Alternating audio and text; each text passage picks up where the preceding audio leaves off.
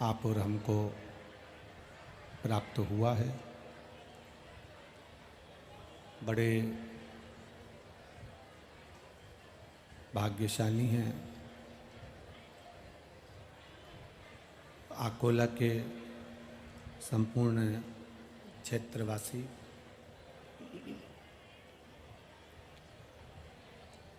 जो भगवान गजानन महाराज की कृपा उदारता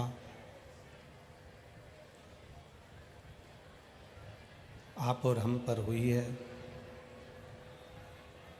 कथा के मुख्य यजमान के रूप में विराजमान श्री राम अवतार चौरसिया जी की स्मृति में एसपी चौरसिया, शांति कुमार जी चौरसिया, नीलेश जी चौरसिया, संदीप जी चौरसिया, पंकज जी चौरसिया, रुपेश जी चौरसिया, जगदीश प्रसाद जी दुबे, श्री विजय जगदीश प्रसाद जी दुबे अकोला द्वारा ये पावन शिव महापुराण की कथा को श्रवण करने का सौभाग्य आप और हमको प्राप्त हुआ है।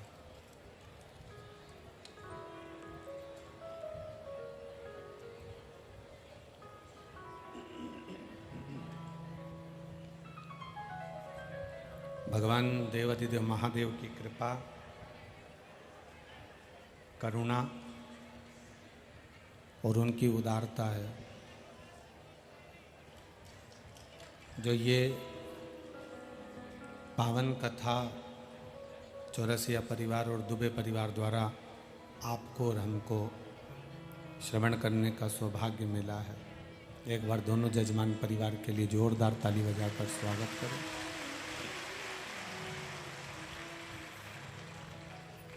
भगवान पर किया गया विश्वास, परमात्मा पर किया गई दृढ़ता,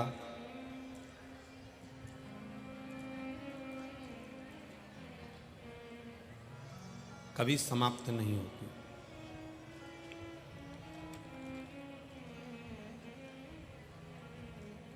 आप भरोसा किस पर कर रहे हो,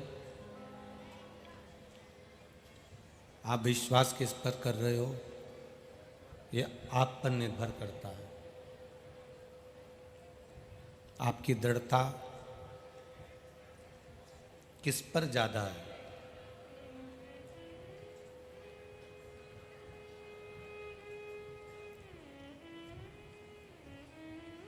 शिव महापुराण की कथा कहती है, अपनी निगाहों को अपने ऊपर रखो, अपनी निगाह दूसरे पर नहीं रखना है। दूसरा कितना वैभव कमा रहा है, दूसरा कितना धन कमा रहा है, दूसरा कितना सत्ता इकट्ठी कर रहा है, दूसरा कितना वैभव एकत्रित कर रहा है, उससे हमें मतलब नहीं रखना चाहिए। शिव महापुराण की कथा कहती है कि अपनी निगाह को अपने ऊपर रखना।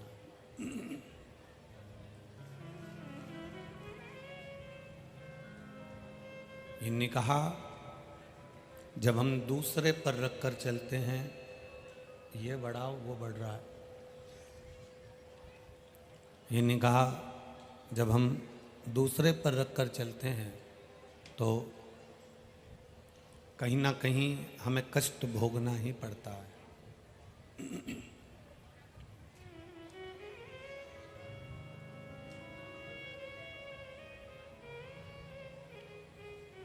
चल रहे हो नीचे, जमीन पर चल रहे हो और निगाह तुम्हारी ऊपर है तो कहीं ना कहीं ठोकर खाकर गिर जाओगे। दूसरे पर निगाह रखकर चलोगे तो कहीं ना कहीं ठोकर लग सकती है, पर अपने आप को देखकर चलोगे, अपने आप पर निगाह रखकर चलोगे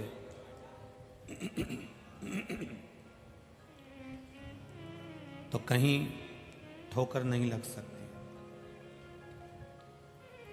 आपकी चादर छोटी है, रिटर्न बड़ा रिटर्न। आपकी चादर छोटी है, आप उतना पांव पसारिए।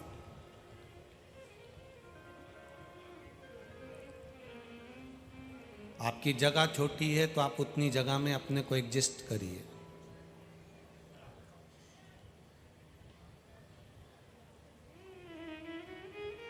ज्यादा चादर छोटी है और पांव लंबे जा रहे हैं तो आप दूसरे का वैभव देखकर दुखी हो गए, दूसरे का सुख देखकर आप दुखी हो जाओ। उसके यहाँ करोड़ों का भी धन हो तो हमें कोई मतलब का नहीं, उसके यहाँ करोड़ों की भी संपदा हो तो हमें कोई मतलब नहीं है। हमें अपनी संपदा से मतलब रखना चाहिए। अपनी दृष्टि को अपने ऊपर रखो।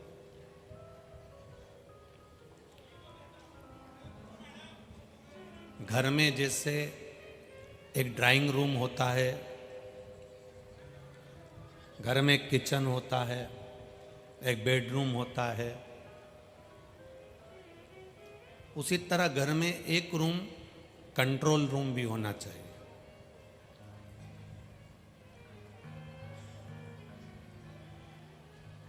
रामचरितमानस से हमको सीखने को मिलता है कि दशरथ जी के घर में एक रूम ऐसा था जिसको कोप भवन कहते थे। बोलो सही है? सुनिए ना कथा। कैकेयी कहाँ जाके बैठी थी? कोप भवन। दशरथ जी के यहाँ एक रूम ऐसा था जिसको कोप भवन कहा गया और उसमें माता कैकेयी जाकर बैठ गई।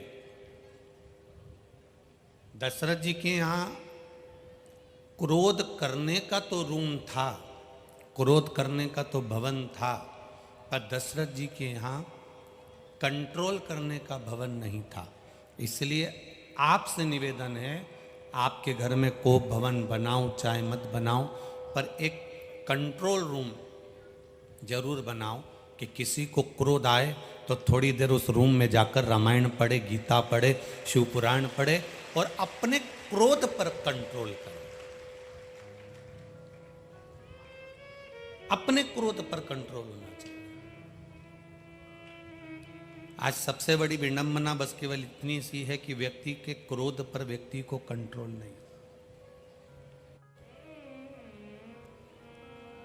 क्रोध आया, चक्कू उठाया, तलवार उठाई और उसको मार डाला। चक्कू मारने में देरी कितनी लगी है? 15 minute, 10 minute, 5 minute, 3 minute, 4 minute, 2 minute की देरी लगी है। चक्कू मारने में केवल 5-7 मिनट लगे, पर वो 5-7 मिनट चक्कू मारने में लगे, क्रोध आया, चक्कू मारा, पुलिस पकड़ के ले गई, थाने में बंद कर दिया। तुम कहीं पर भी भगते फिरे पर तुमको ले जाकर वहां पर वापिस छोड़ दिया। तुम कहीं पर भी भाग लो, पुलिस पकड़कर तुमको वहां ले जाकर जेल में, थाने में बंद कर देगी। राम जी,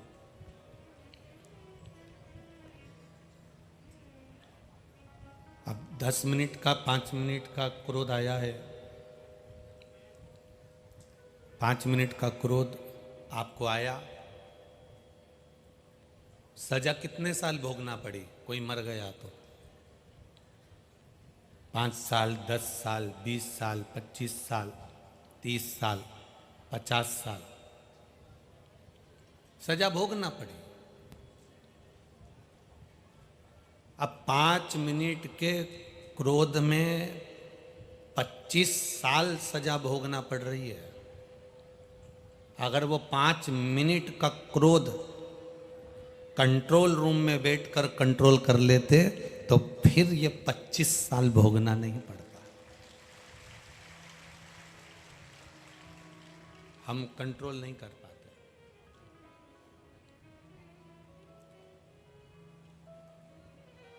कई लोग होते हैं जिनसे क्रोध कंट्रोल नहीं होता।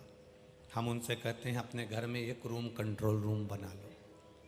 बेडरूम होता है, किचन होता है, ड्राइंग रूम होता है, बेस्ट सामान रखने का एक रूम होता है, बच्चों का रूम, चिल्ड्रन रूम होता है। एक रूम कंट्रोल रूम होना चाहिए जिसमें रामायण रखी रहे, भागवत रखी रहे, शिव पुराण रखी रहे, और उस रूम में धीमी आवाज में श्री शिवाय नमस्तुभ्यम चल रहा है, पंचाक्षर मंत्र नमः शिवाय चल रहा है, षडाक्षर मंत्र ओम नमः शिवाय चल रहा है, 2 अक्षर का मंत्र राम नाम चल रहा है, 2.5 अक्षर का मंत्र कृष्ण नाम चल रहा है, 12 अक्षर का मंत्र ओम नमो भगवते वासुदेवाय चल रहा है। ऐसा कोई रूम हमारे घर में बने जिसमें व्यक्ति को जब क्रोध आए तो कंट्रोल रूम में पहुंचे और वहां थोड़ी देर ठंडा होकर विचार कर फिर बाहर निकले। उसके क्रोध से मां क्रोध करती है तो पूरे घर में अस्त व्यस्तता हो जाती है, घर का पुरुष क्रोध करता है तो पूरे घर में अस्त व्यस्तता हो जाती है। घर का एक व्यक्ति अगर क्रोध करता है तो पूरा घर अस्त व्यस्त हो जाता है। अपने क्रोध पर और अपने अहम पर थोड़ा संयम जरूरी है, बहुत जरूरी। करते हो मेरे बाबा, मेरा नाम हो रहा है बाबा, आपकी कृपा से ये सब काम हो रहा है। हम निमित्त हैं, ये हमारी निमित्तता होगी कि हम निमित्त हैं। दुबे परिवार के पिताजी की कोई पुण्याई होगी, चौरसिया परिवार के पिता की कोई पुण्याई होगी। हम इन लोगों की पुण्याई नहीं मान रहे कि ये बंटी जी की या विजय दुबे जी की या इनकी पुण्याई, ना ना ना, इनके माता पिता की, इनके दादा परदादा की कोई पुण्याई होगी तो जजमान पद पाकर ये शिव पुराण की कथा का। पूर्वजों की कोई पुण्याई होगी तो आप भी इस कथा के पंडाल में बैठकर कथा सुन रहे हो, और पूर्वजों की पुण्याई होगी तो हम इस कथा का शिव जी की कृपा से, बाँचने वाला तो वही है, कहने वाला भी वही है, व्यासपीठ भी उसी की है। हमें तो ना जाने उसने पकड़ कर बिठा दिया तो कह भी वही रहा है। हम तो निमित्त, हमारी सामर्थ्यता नहीं है कि हम आपको शिव महापुराण की कथा सुना दें।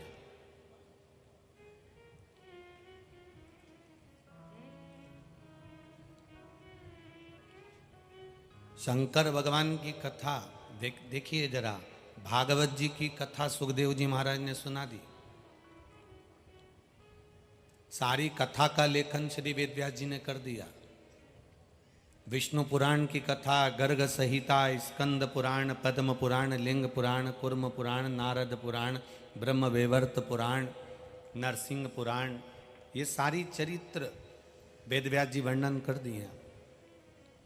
सारी पुराणों को उठाकर देखना, केवल एक पुराण ऐसी निकलेगी जिस पुराण को सारी पुराणों में सब वर्णन करते हैं, पर एक पुराण शिव महापुराण की कथा केवल ऐसी है कि भगवान शंकर और पार्वती दोनों जजमान बनकर तुमरुका जी कथा कर रहे हैं और शिव पार्वती यजमान बनकर बैठकर कथा सुन रहे हैं।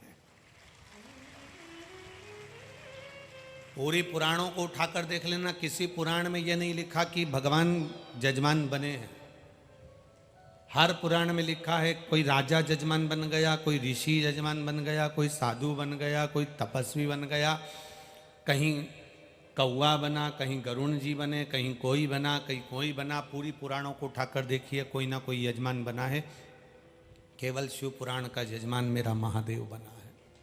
और बाँचने वाले तुमरुका जी है। तुमरुका जी कौन? जो शंकर का परम भगत हो। शिव पुराण वाचने के लिए शंकर का गुणगान करने वाला, शंकर का उपासक, शिव पर पूर्ण भरोसा करने वाला होगा। और आप अगर शंकर पर भरोसा करने वाले के सम्मुख में बैठकर शिव महापुराण की कथा सुन रहे होगे तो आपके भीतर भी भरोसा जाग जाएगा और आप भटकोगे नहीं। जिसके पास सोना होता है वो सोना देता, जिसके पास चांदी होती वो चांदी देता, जिसके पास कपड़ा होता वो कपड़ा देता, जिसके पास में जो होता वो देता है। शिव पुराण बाचने वाला, शंकर का कोई विश्वास उसके हृदय में होगा तो आपको विश्वास देगा। अगर विश्वास नहीं होता तो आप भी इतनी मात्रा में बैठकर कथा को श्रवण नहीं कर पाते। एक माँ ने लिखा है अपनी भाषा में कि गुरुजी,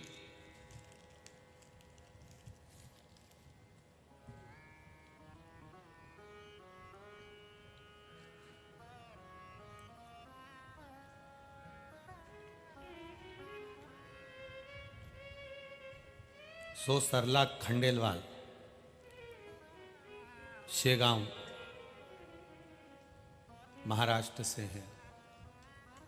कहीं बैठी हो तो खड़ी हो सकती हैं। सो सरला खंडेलवाल, इन्होंने लिखा है, हम गजानन बाबा के गांव से हैं। पत्र में लिखा, 40 से 50 साल हो गए कथा सुनते सुनते, पर जो नज़ारा आज के समय में देखने को मिल रहा है ऐसा नज़ारा 50 साल में देखने को नहीं।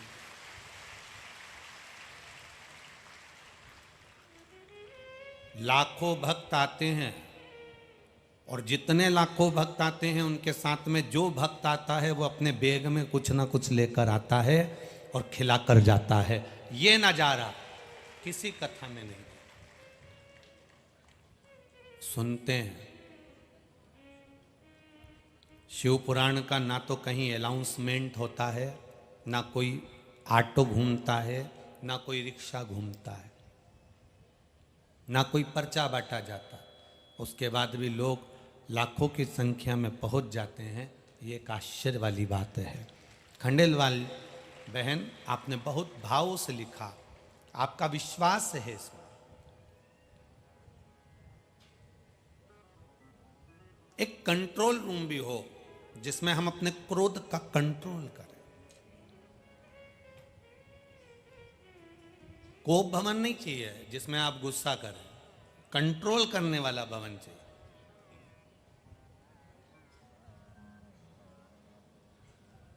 और जब आपने अपने क्रोध पर कंट्रोल करना प्रारंभ, क्योंकि एक चक्कू थोड़ी देर काम करेगा, मर जाएगा, डंडा मार दिया, पत्थर मार दिया, लड़ लिए, झगड़ लिए, गुस्सा कर दिया, क्रोध कर दिया, थोड़ी देर का क्रोध आता है, पर कजन कितने समय को बर्बाद कर कर चला जाता है। पूछो घर वालों से, तुमने तो चक्कू मार दिया, तुमने तो जरा सा क्रोध कर दिया। अभी मुरैना में आपने टीवी पर देखा होगा, एक परिवार का विवाद हुआ था। केवल बगल वाली ने कचरा उठाकर पास वाली के वहां पर झाड़ू से डाल दिया, उधर वाली ने कचरा बीनकर इधर डाल दिया, इधर वाली ने इधर डाल दिया, इधर वाली ने इधर डाल दिया। ये विवाद कई साल से चल रहा था, खत्म ही नहीं हो रहा था। आखिरी में हुआ क्या, पति को कहा कि वो पास वाली ऐसी कर रही है, क्रोध आया, लड़ने पहुंच गया। पत्नी ने अंदर से ले जाकर बंदूक दे दी और उसने धड़ धड़ धड़ धड़ 6-7 लोगों को मार दिया। अब क्या हुआ, जिसने बंदूक दी वो भी धरा ही, घर के जितने लोग थे वो भी धरा गए, जिसने मारा था वो भी धरा गए। क्रोध कितनी देर का आया था, मात्र 10 मिनट का क्रोध था और ये पूरा परिवार आज जेल में बंद होकर अब सजा का इंतजार करेगा कि कितने साल भोगना पड़ सकता है। कितनी देर का क्रोध था, थोड़ी सी देर का, उस पर हम कंट्रोल नहीं कर सकते।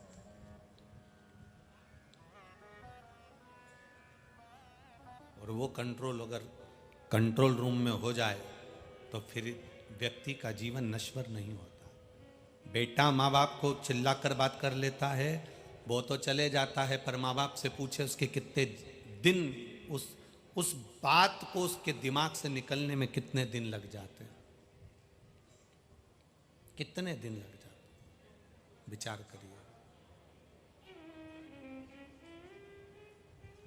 भाई भाई को अपशब्द कह देता है, उसको दिमाग से निकलने में कितने दिन लग जाते हैं। शंकर भगवान के मस्तक पर गंगा रखी है, कंठ पर विष रखा है, कानों में बिच्छू पड़ा है, गले में सर्प पड़ा है। शिव महापुराण की कथा कहती है, कंठ पर विष होने पर सिर पर गंगा होना यह बहुत कठिन विष है, बहुत कठिन विष। क्रोध आ रहा हो और तुम्हारा मस्तिष्क ठंडा हो, यह बहुत कठिन विष है। अच्छा काम है उसको तुरंत कर लो, बेकार काम है, लड़ाई है, झगड़ा है, बदला लेना है, क्रोध करना है, अहम करना है, किसी को नीचे दिखाना है, किसी को अपशब्द बोलना है, इसको कल पर टाल दो। मैं कल देखूंगा, कल बात करूंगा। तुम्हें लड़ाई करना है ना, तो कह देना मैं कल तुझसे निपटूंगा, आज नहीं, कल। बस कल पे टाल दो। कल तक वो भी ठंडा, तुम भी ठंडा। भरोसे को दृढ़ बनाओ। गुरु पर किया गया भरोसा, माता पिता पर किया गया भरोसा, परमात्मा पर किया गया भरोसा, शिव महापुराण पर किया गया भरोसा कभी नहीं टूटता, वो निभाता जरूर है। कैसे भी निभाएगा गुरु, कैसे भी निभाएगा परमात्मा। आप लोग तो केवल शिव पुराण में सुनकर जाते हो कि हमने शिव पुराण में सुना था पानी, उसको एक पत्र आया है, जरा सा पत्र है, बड़ा सुंदर है भाव इसमें।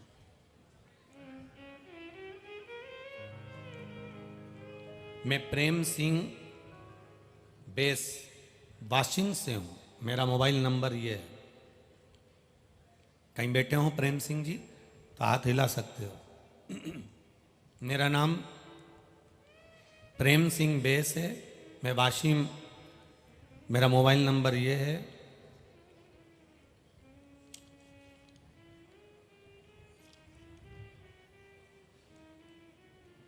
हम 5 बहनें, हम कथा पंडाल में बैठ कथा सुनते हैं और कथा सुनने आए।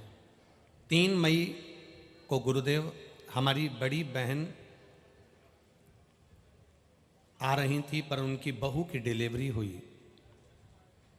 3 मई को जब बहू की डिलीवरी हुई तो बच्चा ने जन्म लेने के बाद आंख नहीं खोली।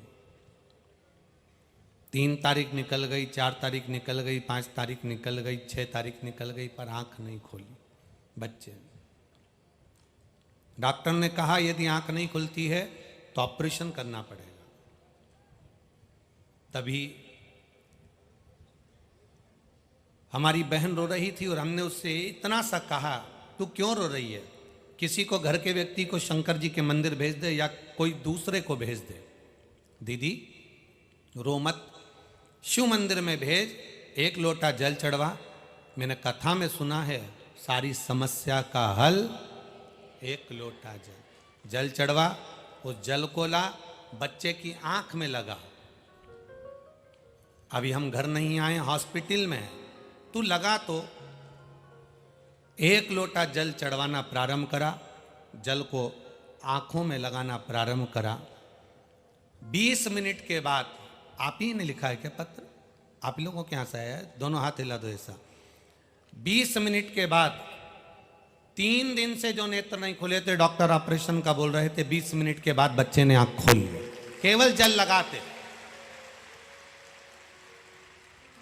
अब ठीक है, बच्चा आंख खोल रहा है पूरा, ठीक है, बैठिए। श्री शिवाय नमस्तुभ्यं। 3 दिन से जिस बच्चे ने आंख ना खोली, डॉक्टर ने सब कुछ लगाकर देख लिया, डॉक्टर सारा इलाज कर कर देख लिया, आखिरी में आंख के ऑपरेशन की बात आ गई। तब एक लोटा जल में से जो जल महादेव को चढ़ाया। आप महादेव को जब जल चढ़ाते हो तब इस शिव पुराण पर भरोसा कर कर चढ़ाते हो कि मैंने सुना है, कईयों का काम हुआ है, तेरा भी होगा। और उसके घर वालों ने तुम पर भरोसा करा और एक लोटा जल चढ़ाकर आंख में लाकर जो लगाया, आंख 20 मिनट में खुल गई, ऑपरेशन की जरूरत ही नहीं पड़ी। जो 3 दिन से नेत्र नहीं खुले जन्म के बाद, वो नेत्र बाबा खोल दे। यहां आप आए हो कथा सुनने के लिए, और जितनी कथा आप लोग टीवी पर सुन रहे हो, मोबाइल पर सुन रहे हो, आस्था चैनल पर सुन रहे हो, पंडाल में सुन रहे हो, आप विश्वास के साथ सुनो। बार बार आपके पास भी समय नहीं कि आप पंडाल में आ सको, और बार बार हमारे पास भी समय नहीं कि हम अकोला बार बार आ सके। वो तो कहीं कोई पुण्याई होगी, बाबा की कृपा होगी, करुणा होगी, तो ये कथा करवाई।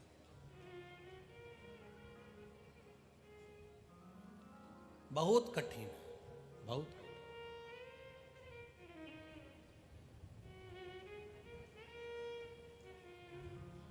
आप जब भगवान की भक्ति में डूबे तो विश्वास के साथ डूबे। गुरु पर किया गया भरोसा, माता पिता पर किया गया भरोसा, शिव महापुराण पर किया गया भरोसा, मेरे देव अधिदेव महादेव पर किया गया भरोसा, तुम्हारे मरते दम तक नहीं टूटेगा। ये विश्वास मानकर चलो, भरोसा नहीं टूटेगा।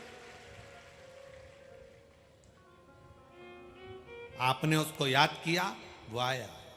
कितना सुंदर संवाद है। आश्रम में एक माता रहती है और वो माँ जल भरने जा रही है, और छोटा सा बच्चा दूध दूध पीने वाला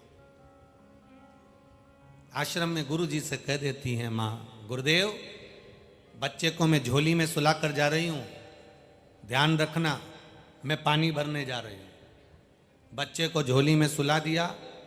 संत गुरु से कहा, गुरु से कहकर वो माता जल भरने चल दी।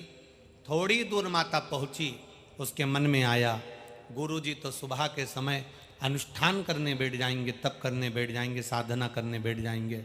मेरा बच्चा अकेला झोली में पड़ा रहेगा, वो रोएगा, गुरु जी ध्यान नहीं दे पाएंगे। कोई हिंसक पशु पक्षी आ गया, मेरे बच्चे को खा गया तो दिक्कत हो जाएगी। गुरु जी के आश्रम में वो माँ वापिस दौड़ कर चली गई, दौड़ कर गई। गुरु जी अपने साधना में लग गए, इसने अपने बच्चे को उठा लिया और जल भरने चली गई। अब बच्चे को साथ में लेकर झोली में बांधकर जल भरने चली। अब जल भरने के लिए जब माँ गई, यहाँ पर गुरु जी के नेत्र खुले। 1 घंटे के बाद जब गुरु जी के नेत्र खुले तो गुरु जी ने बच्चे को देखा, झोली हिलाई, बच्चा नहीं था। गुरु जी खड़े हुए, झोली में देखा बच्चा नहीं, पूरे आश्रम में देखा बच्चा नहीं, सबसे पूछा बच्चा नहीं। बच्चे को ढूंढ ढूंढ कर गुरु जी थक गए। तब गुरु जी ने विचार करा, बच्चा नहीं मिल रहा तो करूं क्या, मेरे भरोसे पर छोड़ कर गई है, मेरे विश्वास पर छोड़ कर गई है। तो गुरु जी ने एक दुर्बा पड़ी थी, उस दुर्बा को उठाया, घास को उठाया, कुशा को उठाया और झोली में डाल दिया। झोली में डाला तो उस कुशा को डालने से एक बच्चा जन्म ले लिया। जब वो माता अपने बच्चे को और पानी लेकर वापिस आश्रम में आई,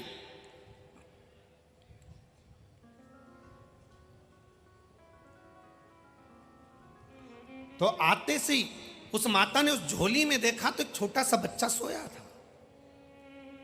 माता ने गुरुजी से पूछा, गुरुदेव मैं तो अपने बच्चे को लेकर चली गई थी, फिर ये झोली में बच्चा कहां से आ गया? इतने में गुरुजी ने कहा, तू मेरे विश्वास पर, मेरे भरोसे पर मुझको कहकर गई थी, और मैंने जब उठकर देखा बच्चा नहीं था, इसलिए मैंने ये कुशा डालकर इस बच्चे को जन्म दे दिया। वो कोई दूसरी नारी नहीं थी, माता सीता थी, जिनके झोली में एक बेटा लव पहले था, और जो कुश से पैदा हो गया उसका नाम कुश था। विश्वास, गुरु पर अगर भरोसा करा है, शिव पुराण पर भरोसा करा है, तो कहीं से भी करेगा, कैसे भी करेगा। गुरु को लगा कि बच्चा नहीं है, तो उन्होंने बच्चा कुश से बना दिया, दुर्वा से बना दिया, डाब से बना दिया, पर बच्चा सामने ला दिया, क्योंकि तुमने भरोसा उस गुरु पर करा है। अगर तुमने भरोसा शिव महापुराण पर करा है, भगवान शंकर की कथा पर करा है, शिव भक्ति पर करा है, जिस मंदिर में जल चढ़ाने जाते हो, एक लोटा पानी चढ़ाने के लिए जाते हो, उस शिवलिंग पर आपने भरोसा करा है, आपने कुबेरेश्वर धाम पर भरोसा करा है, भगवान शंकर की कथा पर भरोसा करा है, महाकाल राजा पर भरोसा करा है, आपने राजराजेश्वर पर भरोसा करा है, गजानन महाराज पर भरोसा करा है, स्वामी समर्थ पर भरोसा करा है, तो तुम्हारा वो भरोसा टूटेगा नहीं, वो टूटने देंगे नहीं, ये निश्चित है। आप भरोसा दृढ़ क्यों नहीं बनाते? आप विश्वास दृढ़ क्यों नहीं करते? कई लोग आएंगे आपके पास में आकर कहेंगे हम सब कुछ कर सकते हैं, हम पर विश्वास करो, हम पर भरोसा करो। कोई आएंगे कहेंगे आपसे श्री शिवाय नमस्तुभ्यम बोलने से कुछ नहीं होगा, ये मंत्र जपो, वो मंत्र जपो, ऐसा करो, वैसा करो, तो उनसे भी कह देना हमने शिव महापुराण की विद्येश्वर संहिता में लिखा हुआ देखा है, श्री शिवाय नमस्तुभ्यम कहने वाले का केवल मुख का दर्शन कर लिया जाता है तो हजारों अश्वमेध यज्ञ का पुण्य फल प्राप्त हो जाता है। और आप कह रहे हो कि श्री शिवाय नमस्तुभ्यम नहीं जपना चाहिए, तो शिव महापुराण की विद्येश्वर संहिता में क्यों लिख दिया? वेद व्यास जी ने क्यों वर्णन कर दिया? किस लिए वर्णन कर दिया? श्री शिवाय नमस्तुभ्यम का मतलब होता है हम भगवान शंकर को प्रणाम करते हैं, नमस्कार करते हैं, उनको प्रणाम करते हैं। और प्रणाम, नमः शिवाय का मतलब भी होता है कि हम तुम्हें नमन कर रहे हैं।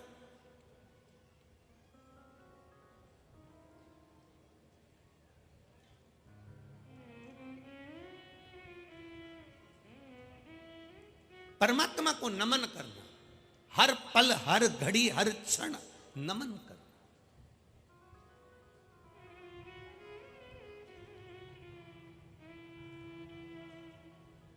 बहुओं से निवेदन है, अपने मायके जाओ ना, सास को नमन कर कर जाओ, सास तुम्हें 500 का नोट जरूर देगी, पक्का है।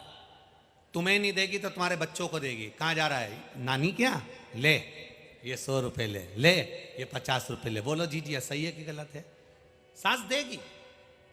आप नमन कर कर तो जाओ। आप अपनी वाणी से बार बार कहते हो श्री शिवाय नमस्तुभ्यम, श्री शिवाय नमस्तुभ्यम, श्री शिवाय नमस्तुभ्यम। जब बार बार कहते हो, बार बार उच्चारण करते हो, बार बार कहते हो, तो भगवान देवादिदेव महादेव को भी लगता है ये मुझे बार बार पुकार रहा है, मुझे बार बार नमन कर रहा है, मुझे बार बार कह रहा है, ये मेरा फर्ज बनता है कि मैं इसको कुछ ना कुछ। विश्वास दृढ़ कर लो अपना। और जब तुम्हारा विश्वास दृढ़ हो जाए, जब तुम्हारा भरोसा दृढ़ हो जाए, समझो जीवन का सबसे बड़ा सुख प्राप्त हो गया, जीवन का सबसे बड़ा आनंद प्राप्त हो गया। मीरा, कर्मा, नामदेव, ध्रुव, प्रहलाद, संत तुकाराम जी, संत एकनाथ जी, संत ज्ञानेश्वर, संत श्री स्वामी समर्थ, संत श्री गजानन महाराज, इनके पास में था क्या? इनके पास में विश्वास था। नामदेव जी को मंदिर के अंदर नहीं जाने दिया, नामदेव जी को उठाकर मंदिर के पीछे पटक दिया। अब मंदिर के पीछे ना तो कोई मूर्ति थी, ना कोई भगवान था, ना कोई पूजन का स्थान था, पर नामदेव जी मंदिर के पीछे पड़े हैं। कुछ भी नहीं था मंदिर के पीछे, केवल मंदिर के पीछे की दीवार थी, पर कुछ था नामदेव जी के पास, तो उनका विश्वास था। उन्होंने कहा ई वे विठ्ठल, ऊ वे विठ्ठल, विठ्ठल बिना भव पार नहीं, तो मंदिर का दरवाजा बदल गया। मंदिर का दरवाजा बदल गया, केवल विठ्ठल विठ्ठल विठ्ठल, विश्वास, भरोसा।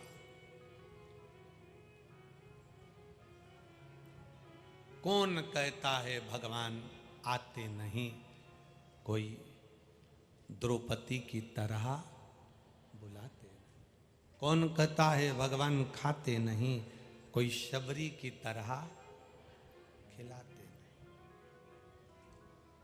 कौन कहता है भगवान सोते नहीं, माँ यशोदा के जैसे कोई लोरी सुनाते नहीं। कौन कहता है कि मेरा महादेव सुनता नहीं है।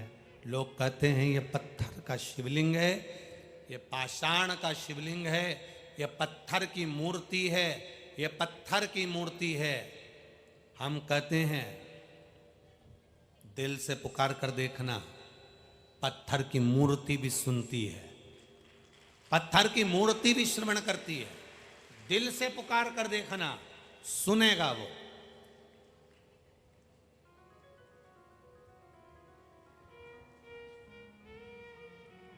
एक बूढ़ी माँ की कथा बड़ी सुंदर है महाराज। एक बूढ़ी माँ, उसके पास में छोटे से लड्डू गोपाल थे, छोटे से लड्डू गोपाल। उनकी सेवा करती थी वो, स्नान करा देती, कपड़े पहना देती, अंगवस्त्र से पोंछ कर इत्र लगा देती, सुंदर मुकुट कांचनी श्रृंगार आदि कर देती, मुकुट आदि कांचनी वगैरह लगाकर श्रृंगार कर देती, फिर राजभोग रख देती, भगवान को दर्पण दिखाती, राजभोग रख देती। अब उसके मायके में शादी आ गई। उसने अपनी बहू से कहा कि मुझे मायके जाना है बेटा, और मेरे घर में लड्डू गोपाल की सेवा है, ठाकुर जी की सेवा है, क्या तू कर लेगी? बाहर का ना बढ़ा के अंदर का बढ़ा। मेरे घर में लड्डू गोपाल की सेवा है, अपने घर में, क्या तू कर लेगी? माँ क्या करना है बताओ, क्या करना है आप मुझे बता दो, क्या करूं मैं, क्या करना, बोलिए। माँ ने कहा 3 बार ताली बजाकर भगवान को उठा लेना, उनको थाली में बिठाकर स्नान करा देना, उनको थाली में बिठाकर स्नान करा देना, और स्नान कराकर अंग वस्त्र से भगवान को पोंछ देना, फिर इत्र लगाना, फिर कपड़े पहनाना, फिर उनको मुकुट कांचनी लगाना, फिर मुकुट कांचनी लगाकर जब पूरा श्रृंगार हो जाए दर्पण दिखाना, दर्पण दिखाए भगवान मुस्कुरा दे, तब भगवान को भोग लगाना।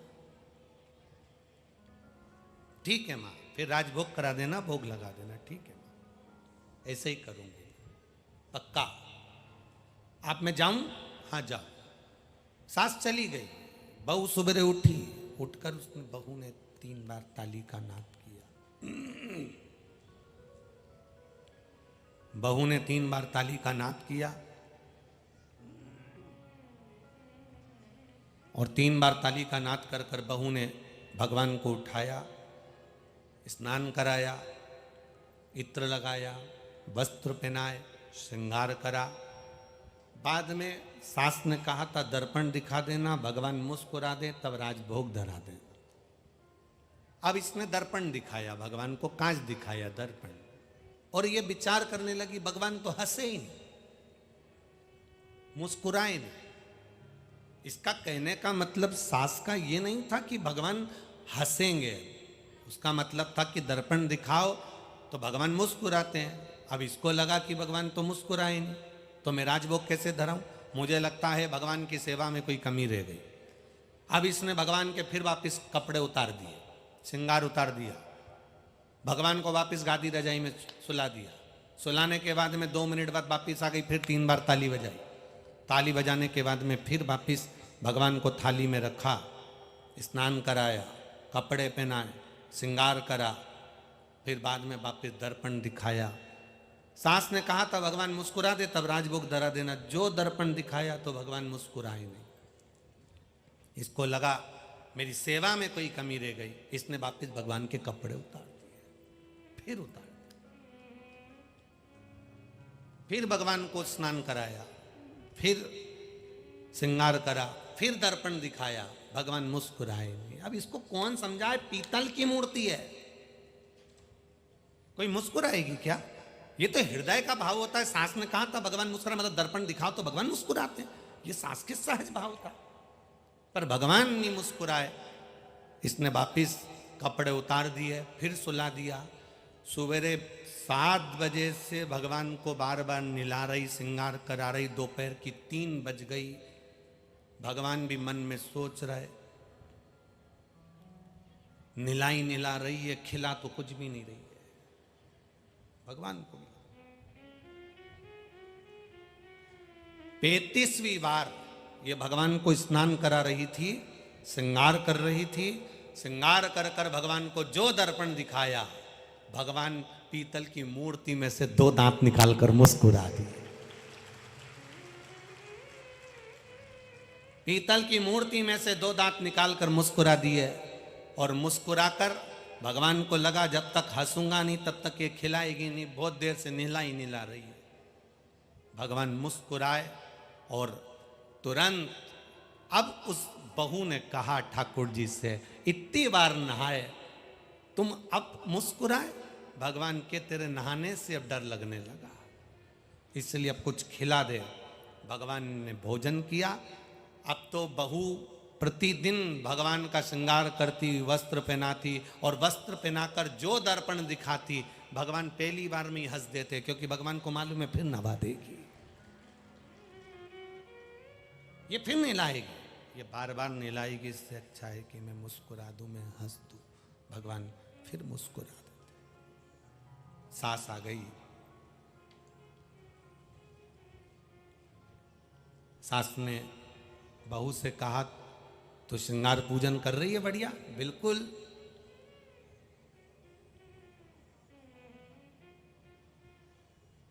सास सच बोली कि मैं पूजन करने बैठूंगी, अब तू अपना काम कर। सास पूजन करने बैठी, भगवान को दर्पण दिखा रही थी। इतनी देर में बहू पहुंच गई।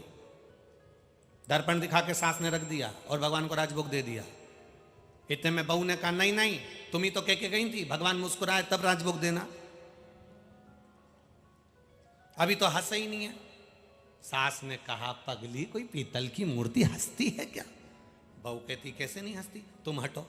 सास को हटा के जो बहू ने दर्पण दिखाया, भगवान फिर दांत निकालकर हंस दिए, फिर हंसे।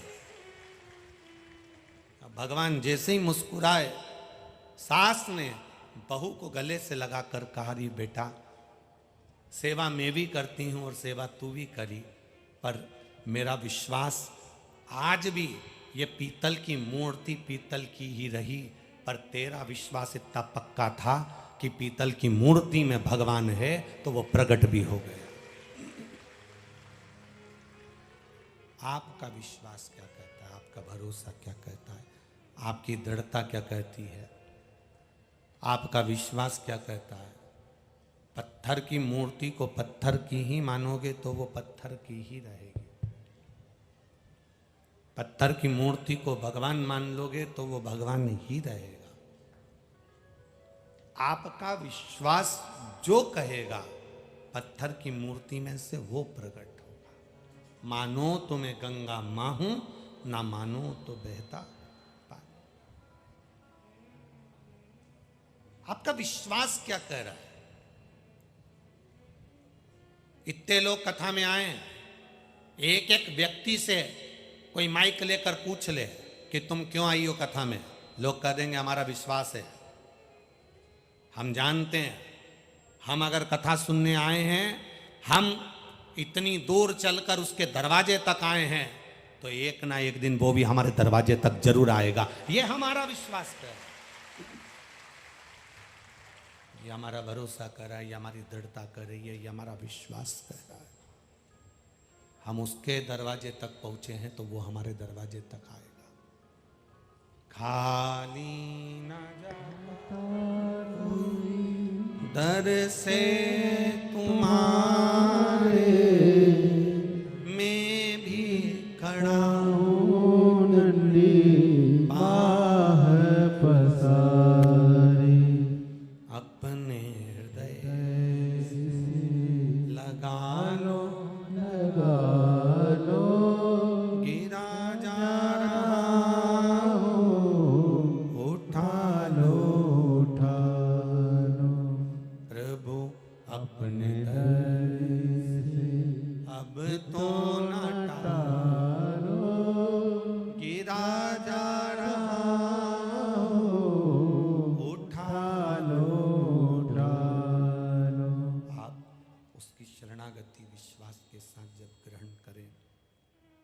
उसकी शरणागति जब भरोसे के साथ ग्रहण करें। बढ़ाओ उसकी शरणागति आप विश्वास और भरोसे के साथ जब ग्रहण करें तो आप ये मान कर करना कि हमारा शिव हमारे साथ है, हमारा शंकर, हमारा ओघड़दानी, हमारे शिव, हमारे बाबा, हमारे भोलेनाथ हमारे साथ है।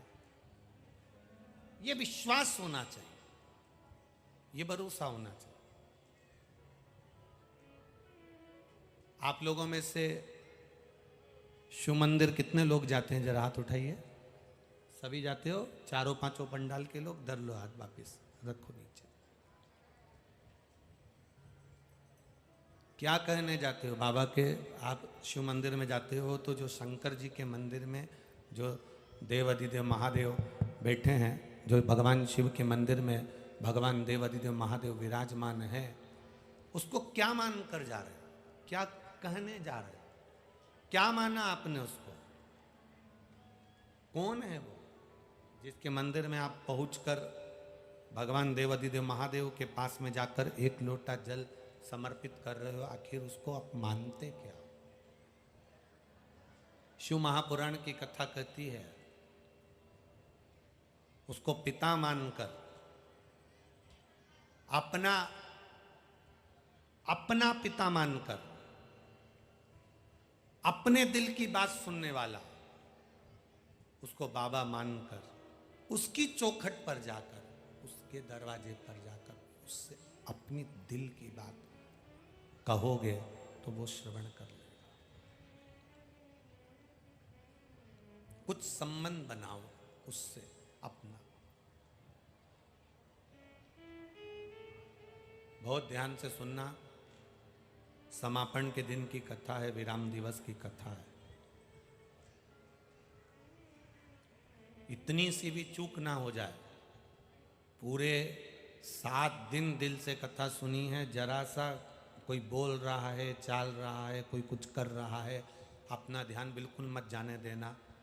उसकी ओर निगाह लगा कर रखना और कथा में तुम्हारा चित्त लगा कर रखना। वो भी तुमको उन्नति की सीढ़ी पर लगा कर रखेगा, ये निश्चित है। भटक मत जाना।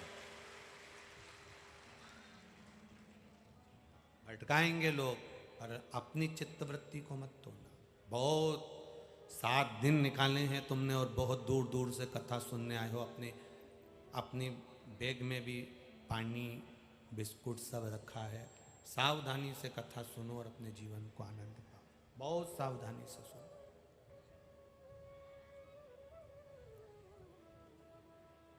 शिव कथा कह रही है, भगवान शंकर का संवाद कह रहा है, शिव महापुराण की कथा कह रही है।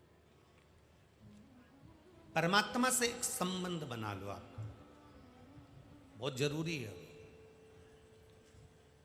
आप भगवान भोलेनाथ जी को अपना भाई बना लो या पिता बना लो या बाबुल बना लो या जेठ बना लो या रिश्तेदारी जो तुम बना सकते हो, गुरु बना लो, दादा बना लो, नाना बना लो। संबंध एक मेरे शंभू से बनाओ। कारण क्या होता है? तुम मिनिस्टर से मिलने के लिए गए, आमदार खासदार से मिलने के लिए गए, तुम कोई मंत्री से मिलने के लिए गए और तुमने जाकर दरवाजे पर आवाज़ लगाकर कहा, वहाँ पर जो दरवाजे पर द्वारपाल खड़े थे, चौकीदार खड़े थे, उनसे कहा जाकर कह दो बिमला बाई आई है। आमदार खासदार निकल के आएगा क्या? जम के बोलो, नहीं आएगा। मंत्री तुमसे मिलेगा क्या? ऐसी बिमला बाई तो ना जाने कितनी आती रोज की। ऐसी बिमला बाई ना जाने कितनी आती रोज की। तुमने जाकर कह दिया, बोल दो शांति बाई आई है। आमदार खासदार मंत्री, चाहे मुख्यमंत्री हो चाहे कोई मंत्री हो, वो मिलने नहीं आएगा, ना मिलेगा आपसे, बाहर से ही चलो। ऐसी बिमला बाई ना जाने कितनी आती है।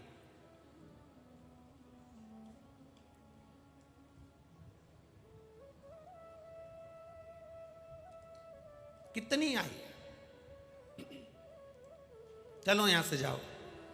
इतने में तुमने कह दिया, जाकर कह दो मंत्री जी से, जाकर कह दो विधायक जी से, जाकर कह दो सांसद जी से, आमदार खासदार से बोल दो, मंत्री जी से जाकर बोल दो, कि उनके मौसी की लड़की आई है बिमला, जा बोलो तो जरा जाके। और जो इतने में किसी ने अंदर जाकर कहा कि साहब तुम्हारी मौसी है ना जो यहाँ रहती है एचल करेंजी में या वासिम में रहती, उनकी लड़की आई है बिमला। इतने में अंदर से खबर आई, जाओ लेके आ जाओ उनको, वहाँ बिठा लो, अभी मैं मिलता हूँ। अब रिश्तेदारी थी तो आमदार खासदार भी मिल लिए, रिश्तेदारी थी तो मंत्री भी मिल लिए, रिश्तेदारी थी भले दूर की थी पर रिश्तेदारी थी तो कोई ना कोई तुमसे मिल लिया।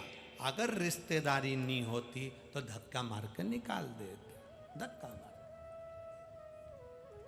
ऐसी ही रिश्तेदारी हमें हमारे बाबा से बना लेना है। क्यों रिश्तेदारी इसलिए बना लेना, जब हॉस्पिटल में कोई बीमार पड़ता है, बहुत सारे लोग बीमार पड़ते हैं हॉस्पिटल के अंदर, बहुत मरीज आते हैं हॉस्पिटल के अंदर। क्या पूरे अकोला के लोग घूमने हॉस्पिटल में रोज मरीज को देखने जाते हैं क्या? बोलो जम के बोलो रे, नहीं जाते।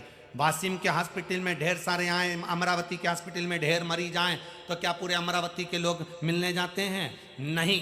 अमरावती के हॉस्पिटल में, वासिम के हॉस्पिटल में, अकोला के हॉस्पिटल में कोई मरीज आया और उसका कोई रिश्तेदार यहाँ अकोला में, वासिम में, अमरावती में रहता है, तो वो रिश्तेदार हॉस्पिटल में मिलने जाता है। बोलो सही है कि गलत है? बोलो बोलो जम के बोलो। रिश्तेदार मिलने के लिए जाता है। उसी तरह हमारा शंकर भगवान से अगर कोई संबंध हो गया और हमारे ऊपर कोई दुख आ गया, कोई तकलीफ आ गई, तो हमारा रिश्तेदार भी हमसे मिलने जरूर आएगा, ये निश्चित है।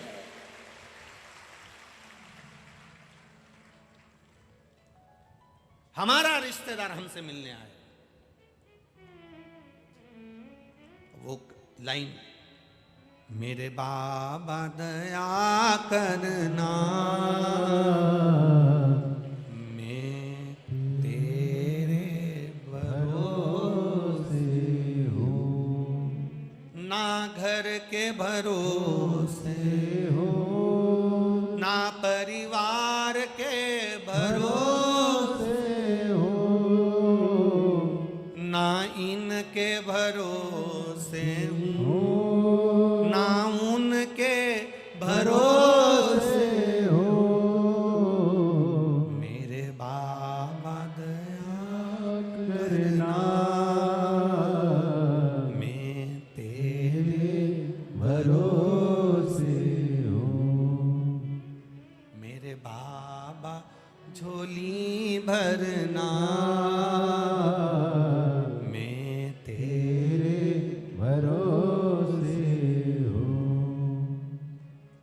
दुनिया देती ताने, मुझे ठोकर भी मारी,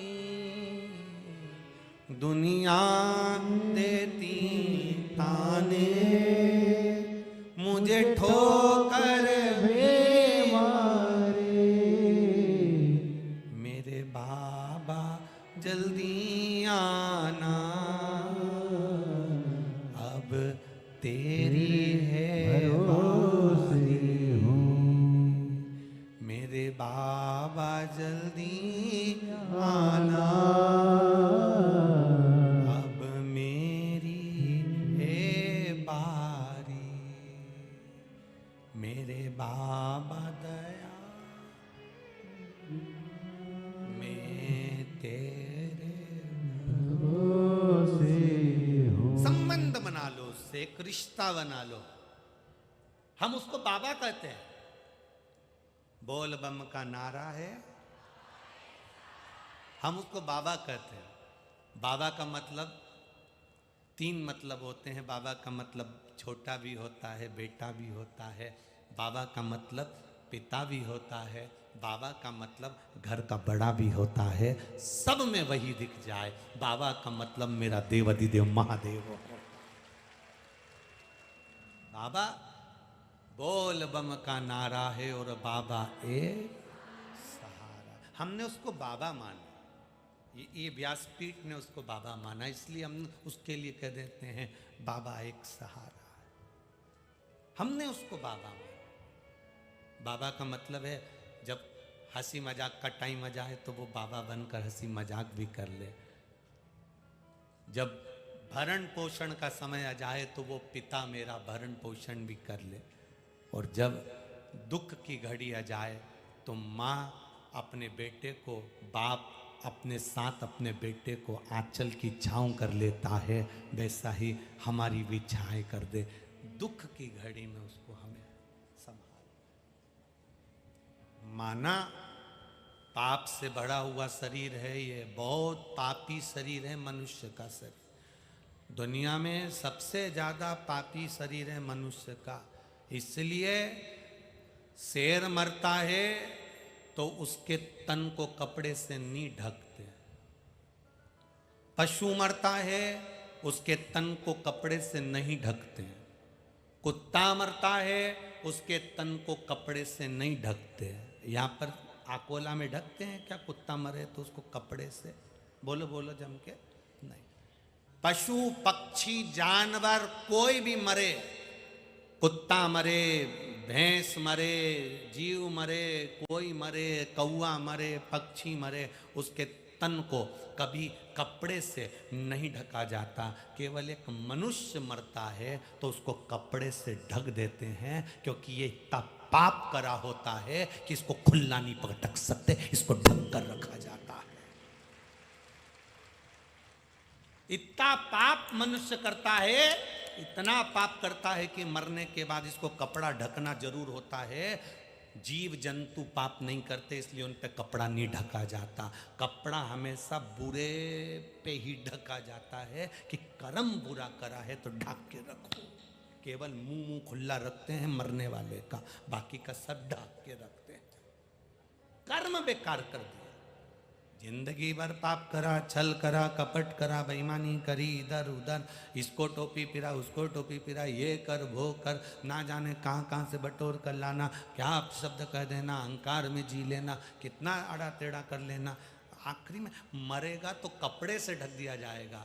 स्त्री मरे लाल कपड़े से ढक देते हैं, और पुरुष मरे तो बोलो बोलो जम के सफेद से ढक देते। ढकते जरूर है। हॉस्पिटल में मरा तो हॉस्पिटल से ढककर भेजेंगे कि तब पाप करा है शरीर ने, इसको ढक दो रे, कपड़े से ढक दो। जानवर पाप नहीं करता, पशु पक्षी पाप नहीं करता, वो झूठ नहीं बोलता, वो प्रपंच नहीं करता, वो छल नहीं करता, इसलिए उनको मरने पर कपड़े से नहीं ढका जाता। पर मानव इतना पाप कर जाता है कि उसको कपड़े से ढकना जरूर होता है। ढाको, इसको ढक दो। बहुत झूठ बोला है इसने, बहुत कपट करा इसने, बहुत प्रपंच, बहुत बेईमानी करी।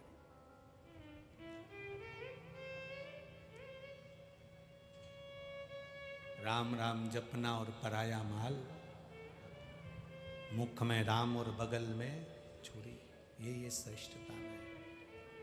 ढक दो इसको।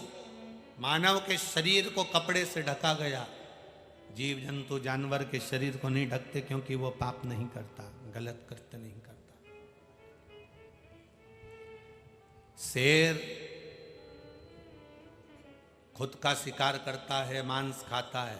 शेर कभी घास, बोलो बोलो जम के, नहीं खाता। खरगोश गलत चीज नहीं खाता, मांस नहीं खाता, केवल शाकाहारी। हमारे यहाँ पशु पक्षियों को देखना, जो शाकाहारी है वो शाकाहारी रहता है मरते तक। जो मांसाहारी पशु है, पक्षी है, वो मरते तक मांसाहारी रहता है। केवल एक मनुष्य ही ऐसा है, ये कभी भी कुछ भी खा जाता है, इसका ठिकाना ही नहीं है। आधे समय मांसाहारी रहता है, आधे समय शाकाहारी रहता है। जो मिल जाए उसे निपटा जाओ। अब जरा विचार करिए कि ये पशु पक्षी अपने नियम से जीते हैं। मांसाहारी पशु पक्षी मांसाहारी रहेगा और शाकाहारी शाकाहारी रहेगा। केवल एक मनुष्य ऐसा है, ये कभी भी कुछ भी खा सकता है, जो मिल जाए निपटा जाएगा। ठेले पर गया तो चाउमीन मिल गई तो चाउमीन, और मालूम पड़े कहीं वेज कहीं कुछ कहीं नॉन वेज, जो मिल जाए वो खा जाएगा। बस चले तो ये आदमी को पूरा निकल जाए, बस चले तो लोगों की पूरी प्रॉपर्टी निकल जाए, बस चले तो पूरा वैभव निकल जाए। ये मानव है, इसको कपड़े से ढको। ये जैसे ही मरे तो हॉस्पिटल में मरा तो हॉस्पिटल में कपड़ा ढक दिया, घर में मरा तो घर में उसको कपड़ा ढक दिया, क्योंकि इसने पाप बहुत करा है। इसको कपड़े से ढक कर रखो, कपड़े से ढक।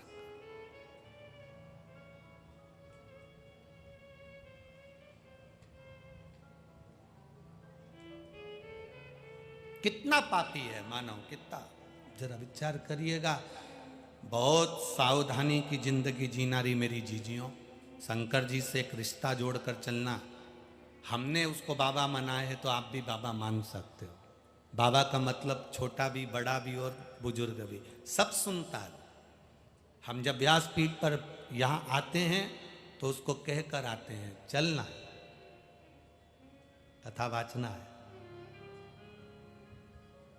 उसको कहकर चलते हैं। यहां से जाते हैं आप तो भी उससे कहकर चलते, चल चले। आपसे भी निवेदन है, आप जब अपने घर से, तुम्हें लग रहा है व्यापार नहीं चल रहा, दुकान नहीं चल रही, तकलीफ आ गई, बच्चों का विवाह नहीं हो रहा, बच्चों की शादी नहीं हो रही, संतान नहीं हो रही, आपको लग रहा है तकलीफें बहुत ज्यादा है। क्यों तकलीफ है? क्योंकि वो तकलीफ को तुमने अपना बना कर रखा। मेरे बच्चे की शादी नहीं हो रही, क्यों नहीं हो रही? क्योंकि तुम्हारे मुख से जब भी निकलता है एक ही शब्द निकलता, मेरे बच्चे की शादी नहीं हो रही, मेरे बेटे की शादी नहीं हो रही, मेरी बेटी का संबंध नहीं हो रहा, इसका संबंध नहीं जम रहा। तुम्हारे मुख से ये निकलना चाहिए, बाबा अब ये मेरा नहीं है, अब ये तुम्हारा। कभी मत कहो कि मेरे बेटे की शादी नहीं हो रही। उससे जाकर कह दो, तेरे बेटे की शादी कब करेगा? अब कर देगा वो। क्योंकि तुमने अपना ट्रेडमार्क हटा लिया कि मेरे बेटे की शादी नहीं हो रही।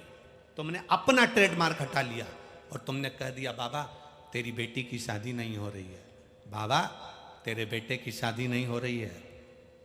बहुत लोग हंसेंगे, तेरी बेटी है, मंदिर आती है, जल चढ़ाती है, तुझ पर बहुत भरोसा करती है, तेरी बेटी की शादी नहीं होगी तो तू सोच, जरा विचार कर।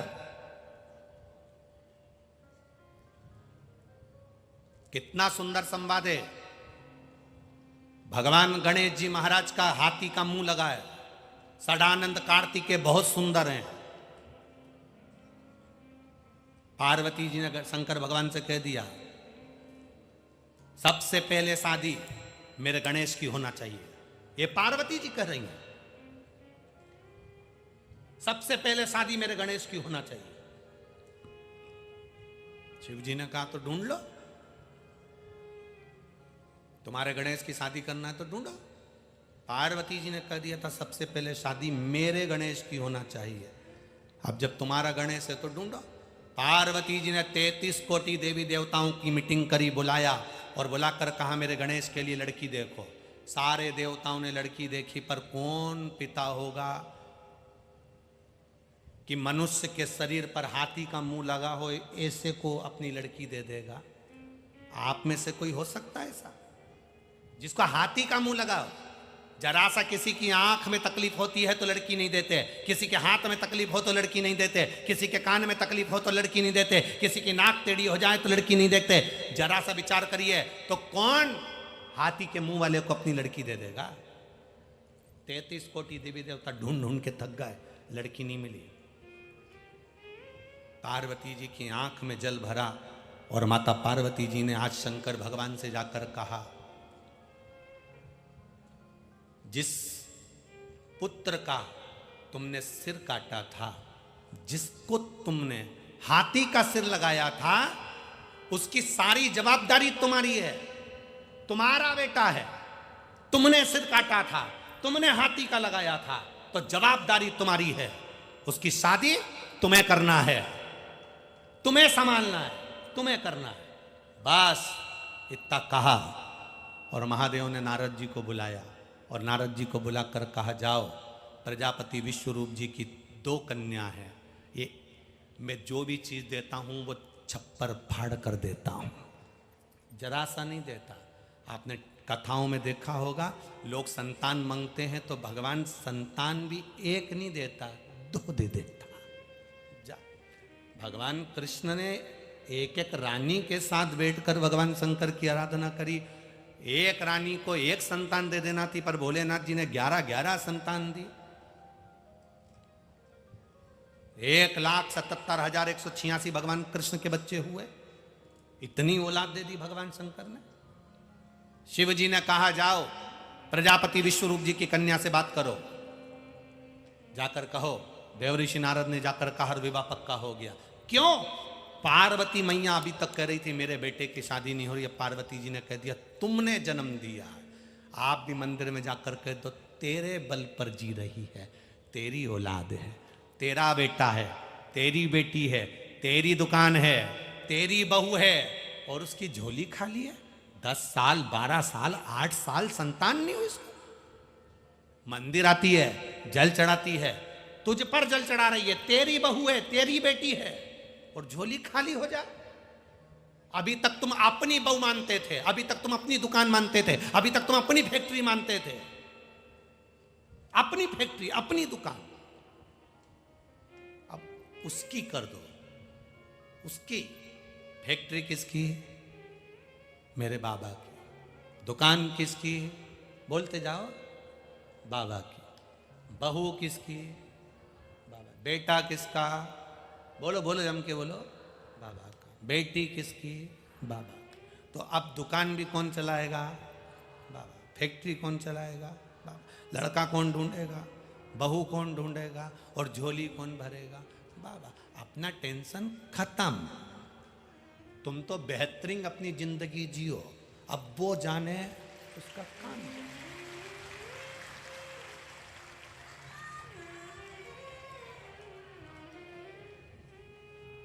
मां को ज्यादा चिंता होती है कि दादी को ज्यादा चिंता होती है?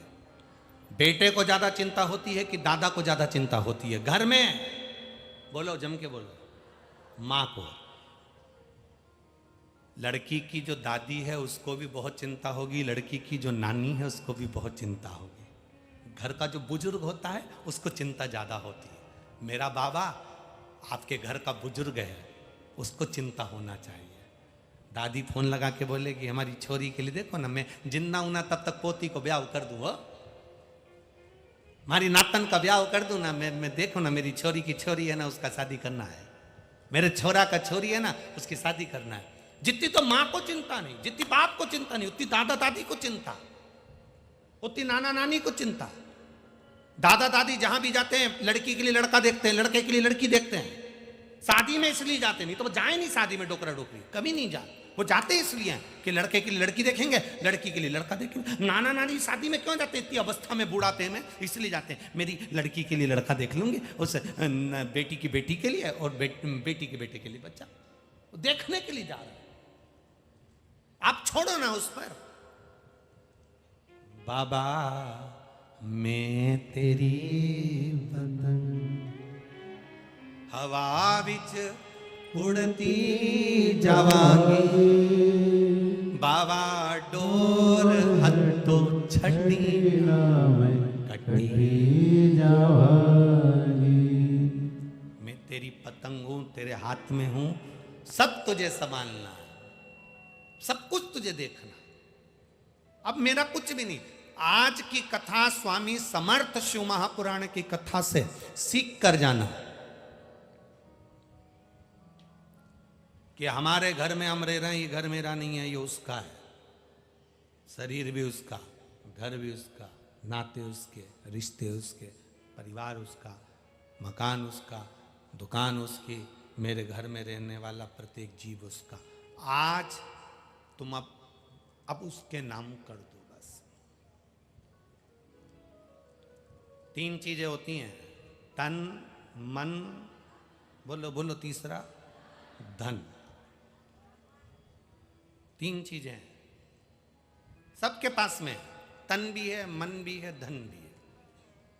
आज स्वामी समर्थ शिव महापुराण की कथा में हम आपसे कहना चाहते हैं, तन और धन ये तुम अपने बच्चों को दे दो और अपनी बीवी को, अपनी पत्नी को दे दो। तन, धन, बच्चों को, बीवी को, पति को, परिवार को तन और धन दे दो। शिव महापुराण केवल इतना कहती है, मन मेरे महादेव को दे दो। बोल बम का नारा है। तन, धन, बीवी बच्चों को दो, परिवार को दो। मत दो किसी को भी ये तन और धन, तुम अपने परिवार को, अपने बीवी बच्चों को दे दो। केवल एक चीज, क्या? तुम्हारा मन। बस ये दिल, मन, ये तुम महादेव को दे दो। जितना तुम मन महादेव को दोगी ना, मंदिर भी जाओ ना तो तन और धन से नहीं, मंदिर जाना तो मन से जाना, जल चढ़ाना तो मन से चढ़ाना, बोलना तो मन से बोलना, पुकारना तो दिल से पुकारना।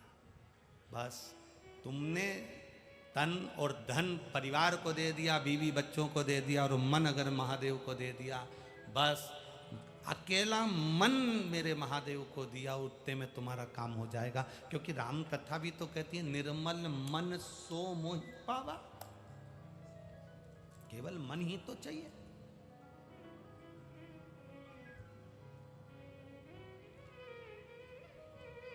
केवल मन।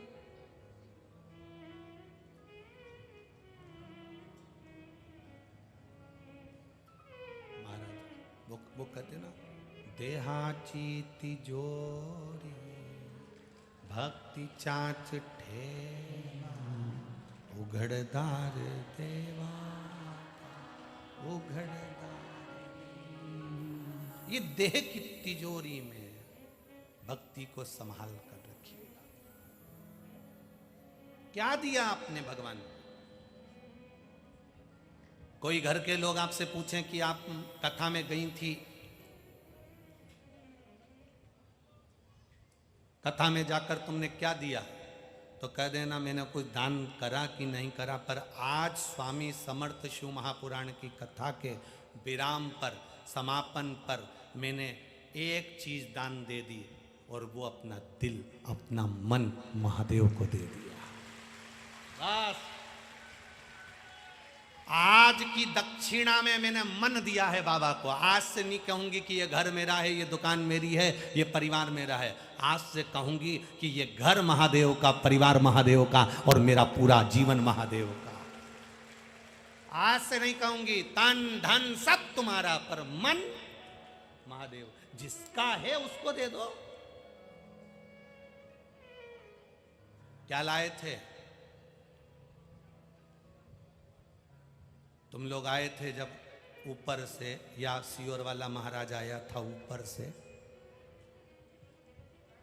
तो कोई जमीन जायदाद लेकर आए थे, सोना चांदी हीरा पन्ना। अपने को तो मालूम भी नहीं था कि अच्छे घर में पैदा हो जाएंगे। अपने को तो ये भी नहीं मालूम था कि अपना पूरा डिपार्टमेंट अच्छा मिलेगा। एक आध भी डिपार्टमेंट निपटा के भेज देता तो हालत खराब हो जाती। कितना चतुर, कान भी दो दिए, नेत्र भी दो दिए, नासिका के छिद्र दो, जिह्वा एक। उसको मालूम है एक ही गजब कर जाएगी, पूरे मोहल्ले में आग लगा जाएगी, इसलिए दो भी नहीं दिए, एक। कितनी कृपा करी उसने। अच्छे घर में जन्म दिया, अच्छे गांव में जन्म दिया, अच्छे परिवार में जन्म दिया, पूरा शरीर दिया, सोचने समझने की बुद्धि दी, सब कुछ दिया, सब कुछ। अब इस अच्छे शरीर को पाने के बाद तुम अच्छा काम कर लो तो बात दूसरी है, नहीं तो मालूम पड़े शरीर को लोग बिगाड़ लेते हैं, मालूम पड़े चोरी में लग गए, गलत काम में लग गए, व्यसन में लग गए, मदिरापान, जुआ, वेश्यावृत्ति, ये सब चीज़ों में लग गए, जीवन बेकार कर लिया। हीरे जैसा जो शरीर मिला था, हीरे जैसा जो शरीर प्राप्त हुआ था, हीरे जैसा जो जीवन प्राप्त हुआ था, उसको गवा दिया हमने, गवा दिया।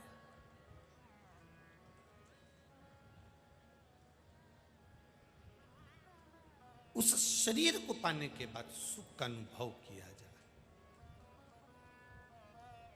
आज से मन, कोई पूछे कि तुमने शिव पुराण में दक्षिणा क्या दी, तो कह देना मैंने आज मन दे दिया। आज से बाबा मेरा और मैं, हाँ घर में रहूंगी, सियोर वाला महाराज बोला है तन धन सब परिवार को दो, पर मन मैंने दे दिया।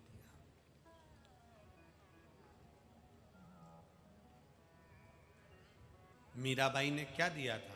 क्या था मीराबाई के पास? संत तुकाराम जी के पास क्या था? नामदेव जी के पास क्या था? कर्माबाई के पास में क्या था? कोई धन था क्या? वैभव था, सत्ता थी, बहुत करोड़ों की पूंजी थी? कुछ नहीं था। केवल वो आरती में आप लोग गाते हो ना, तन मन धन सब है तेरा। हम तो वो आरती की भी बात आप लोगों से कहें कि तन मन धन सब तेरा, तुम भले कितना ही के लो, कितना ही के लो, पर तुम ना तन भगवान का कर सकते हो ना धन भगवान का कर सकते हो। इसलिए उसकी बात ही नहीं करी अपन ने। करी क्या? हम धन की भी बात नहीं कर रहे कि तुम धन भगवान को दो कि तन भगवान को दो, ये तो तुम पूरे परिवार को दे दो, पूरी प्रॉपर्टी अपने बच्चों को दो, जीवन पति पत्नी को दे, पत्नी पति को दे, माता पिता को दे, अपने कुटुंब को दे, अपने परिवार को दे। हमें उससे भी मतलब नहीं, हमें तो केवल मतलब है तुम्हारे मन से। मन, अब हम ये नहीं कहेंगे कि तन मन धन सब कुछ तेरा। अब तो एक ही बात रहेगी, केवल ये मन हमने बाबा तुमको दिया, बस ये दिल तुझको दिया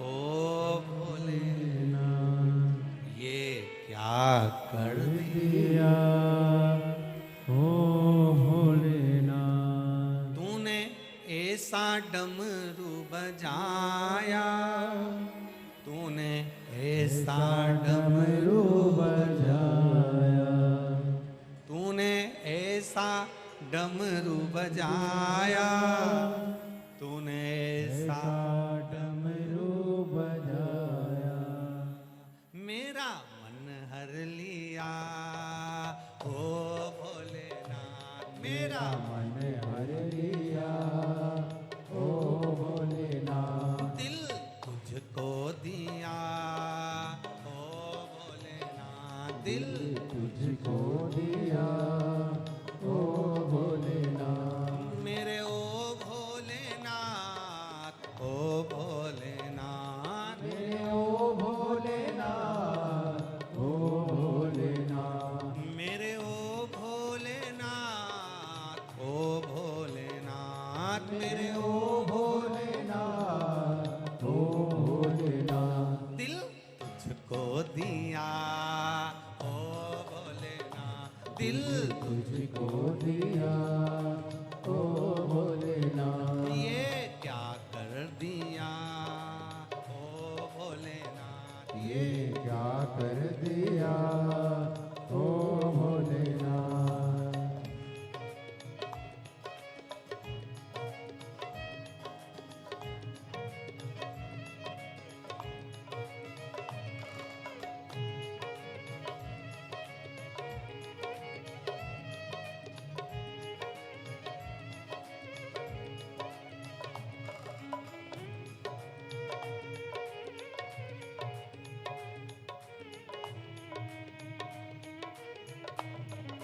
जय हो।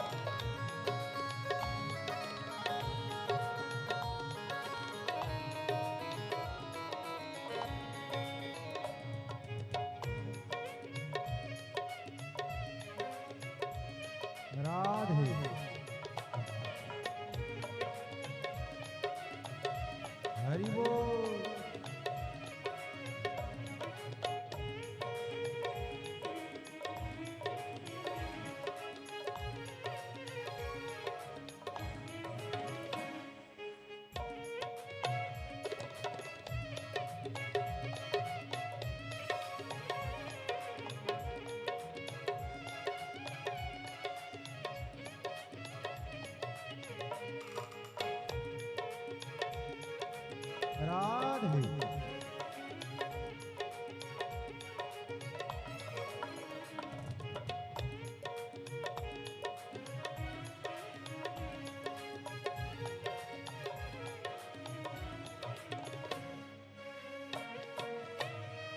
जय हो हे शंभो। तेरे चरणों में ध्यान लगाया, तेरे चरणों में ध्यान लगाया, ओ तेरे चरणों में ध्यान लगाया, तेरे चरणों में ध्यान लगाया, ओ तेरे चरणों में ध्यान लगाया, तेरे चरणों में ध्यान लगाया, तेरे चरणों में ध्यान लगाया, तेरे चरणों में ध्यान लगाया। मुझे अपना लिया ओ भोलेनाथ, मुझे अपना लिया ओ भोलेनाथ, दिल तुझको दिया ओ भोलेनाथ, दिल तुझको दिया ओ भोलेनाथ, मेरे ओ भोलेनाथ, ओ भोलेनाथ, मेरे ओ भोलेनाथ, ओ भोलेनाथ, मेरे ओ भोलेनाथ, ओ भोलेनाथ, मेरे ओ भोलेनाथ, ओ भोलेनाथ, दिल तुझको दिया ओ भोलेनाथ, दिल तुझको दिया ओ भोलेनाथ, ये क्या कर दिया ओ भोलेनाथ, ये क्या कर दिया ओ भोलेनाथ।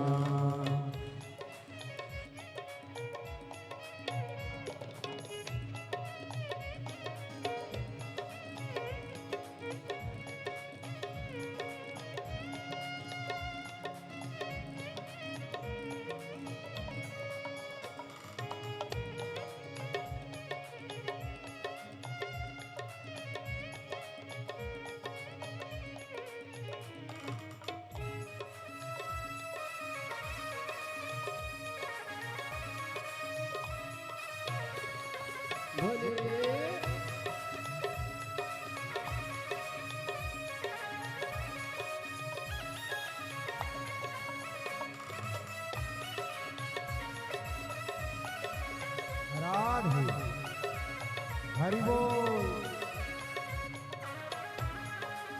राधे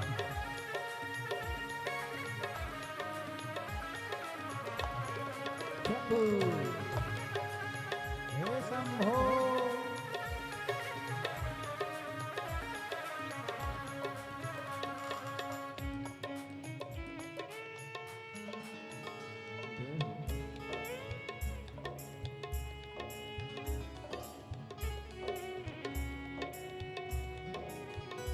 राधे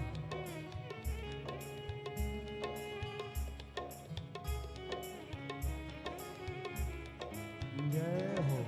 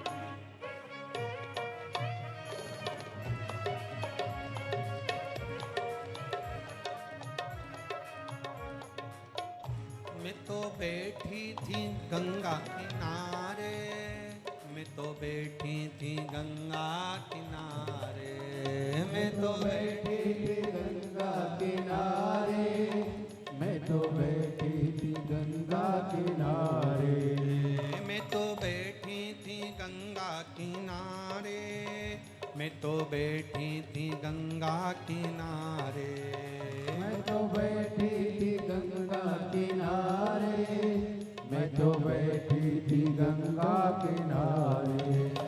आके दर्शन दिया ओ भोलेनाथ, मुझे दर्शन दिया ओ भोलेनाथ, तुझको दिया ओ भोलेनाथ, आके दर्शन दिया ओ भोलेनाथ, मेरे ओ भोलेनाथ, ओ भोलेनाथ, मेरे ओ भोलेनाथ, ओ भोलेनाथ, मेरे ओ भोलेनाथ, ओ भोलेनाथ, मेरे ओ भोलेनाथ, ओ भोलेनाथ, दिल तुझको दिया ओ भोलेनाथ, दिल तुझको दिया ओ भोलेनाथ, ये क्या कर दिया ओ भोलेनाथ, ये क्या कर दिया ओ भोलेनाथ।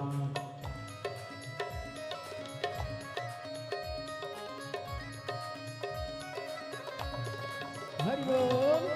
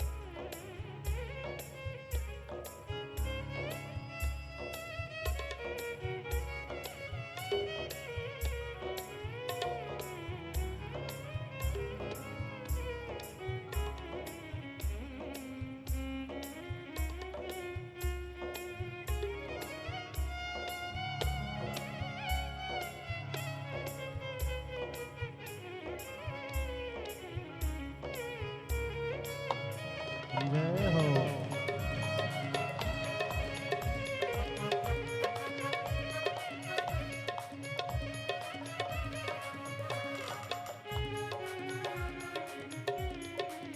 राधे।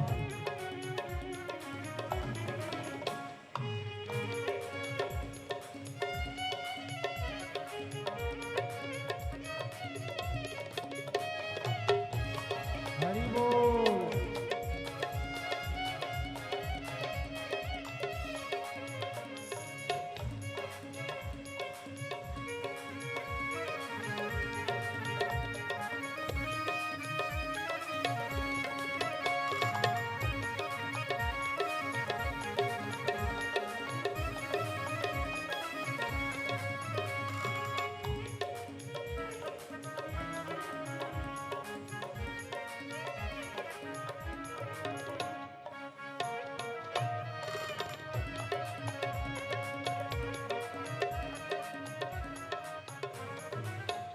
तेरे चरणों में ध्यान लगाया, तेरे चरणों में ध्यान लगाया, तेरे चरणों में ध्यान लगाया, तेरे चरणों में ध्यान लगाया, ओ तेरे चरणों में ध्यान लगाया, तेरे चरणों में ध्यान लगाया, तेरे चरणों में ध्यान लगाया, तेरे चरणों में ध्यान लगाया। मुझे अपना लिया ओ भोलेनाथ, मुझे अपना लिया ओ भोलेनाथ, मुझे अपना लिया ओ भोलेनाथ, मुझे अपना लिया ओ भोलेनाथ,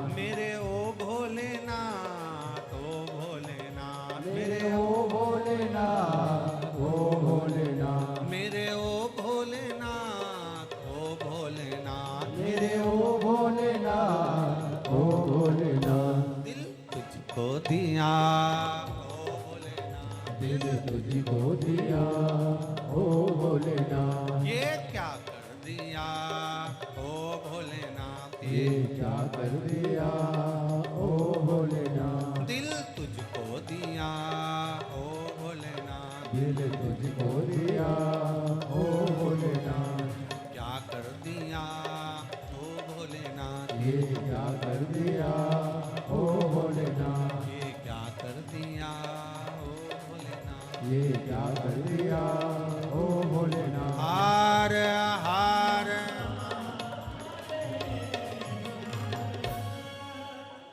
अपने स्थान पर बैठकर आज कथा के विराम दिवस पर भगवान देवाधिदेव महादेव से अपने दिल की बात बाबा शिव शंभू से कहिएगा। भाव के साथ भगवान देवाधिदेव महादेव भगवान शंकर से अपने मन की बात कहिए। जहाँ जगह मिले वहाँ बैठ जाओ, पेड़ के नीचे मिले पेड़ के नीचे, कहीं साइड में मिले साइड में, जहाँ मिल जाए वहाँ बैठ जाओ। पर बैठकर बाबा देवाधिदेव महादेव से अपने मन की बात करिए, दिल से।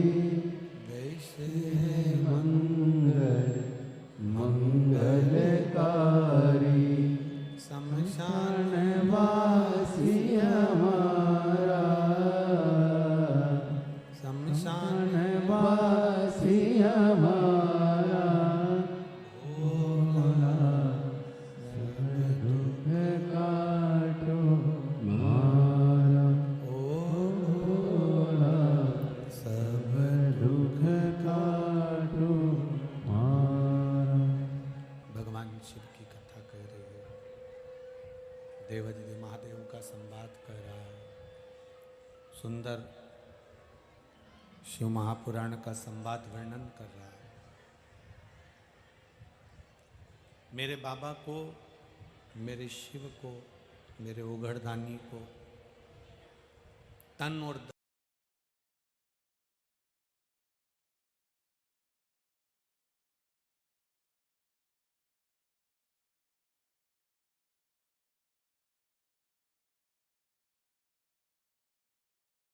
अपनी वृत्ति, अपना मन भगवान को दे। शिव महापुराण की कथा कहती है, भगवान के भजन में, भगवान के कीर्तन में, भगवान के मंत्र जाप में विश्वास के साथ जाएंगे तो विश्वास के साथ वो देता भी है।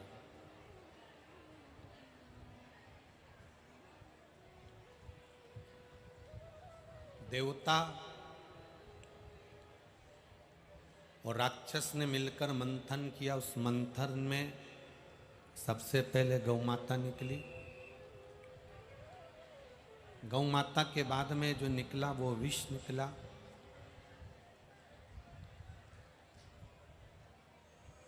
गाय को मंथन में प्रकट करने का कारण केवल इतना सा था कि जो विष निकले, गाय का दूध उस विष की तपन को रोक ले।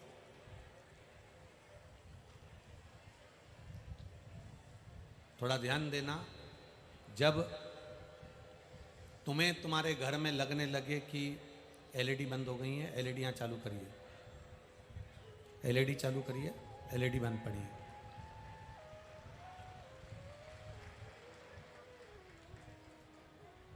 एलईडी वाले एलईडी चालू करें। जब आपको लगे कि हमारे घर में बहुत तकलीफें बढ़ गई हैं, बहुत दुख बढ़ गया, बहुत कष्ट, अपार कष्ट बढ़ गया,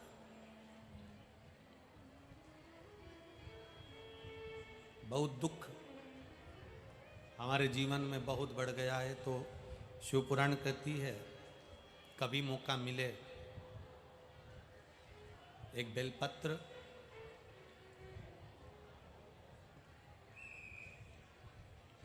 जिसकी डंडी का मुख जहाँ से पानी बहता है जलाधारी की ओर, समझ में आ रहा है ना? जहाँ जलाधारी हो और जलाधारी में जहाँ पानी बह रहा हो, उस पानी बहने वाली जगह पर डंडी का मुख हो, जलाधारी। अब समझ लो थोड़ा सा, जैसे ये गोल जलाधारी है, ये शिवलिंग है, यहाँ अशोक सुंदरी है और यहाँ से पानी बह रहा है। ये डंडी का जो मुख होता है, उस डंडी के मुख को अशोक सुंदरी वाली जगह पर नहीं, बिल्कुल जहाँ से पानी नीचे बहता है बस वहीं इस डंडी का मुख हो, पत्ती का मुख महादेव की ओर, और एक बेलपत्री जिसकी डंडी आप जब शिव जी को समर्पित करें तो बीच वाली पत्ती का मुख आपकी ओर हो और डंडी का मुख पीछे की ओर, डंडी का मुख पीछे की ओर, पत्ती का मुख आपकी ओर। महाराज, शिव महापुराण की कथा कहती है किसी भी 12 महीने में शिवरात्रि आती है, 12 महीने शिवरात्रि आती है, किसी भी एक शिवरात्रि पर, किसी भी एक शिवरात्रि पर अगर आप भगवान शंकर के मंदिर में जाकर ये 2 बेलपत्री समर्पित कर कर दोनों जगह पर पंचजल, मतलब जो कलश आपके पास में है, पानी का लोटा, जल का पात्र जो आपके पास में है, तो यहाँ जो बेलपत्री आपने इस ओर जल पानी बह रहा है इस ओर रखी, यहाँ पर भी 5 बार जल उसी कलश में से 5 बार जल यहाँ पर, और उसी कलश में से 5 बार जल जो शिवलिंग पर आपने बेलपत्र रखी है समर्पित करिए वहां पर। ऐसे 5 बार इधर और 5 बार शिवलिंग पर जल समर्पित कर कर अपने जो दुख हैं, अपनी जो तकलीफ है, अपना जो कष्ट है, बहुत तकलीफें जो हमें आ रही है, बहुत। एलईडी चालू करिए बाबू, एलईडी चालू करिए, एलईडियाँ चालू करिए। जो तकलीफें हमें आ रही हैं हम वो बाबा से कहकर, बाबा से प्रार्थना कहकर, अगर वो जल दोनों जगह पर एक शिवरात्रि को, 12 महीने शिवरात्रि आती है, किसी भी शिवरात्रि को हम जब जल समर्पित करें और बाबा से प्रार्थना करें तो ये निश्चित है, एक शिवरात्रि पर करते हैं, अगली शिवरात्रि जब आती है तो बाबा आपके दुख को, आपके कष्ट को मिटा ही देता है, ये निश्चित है।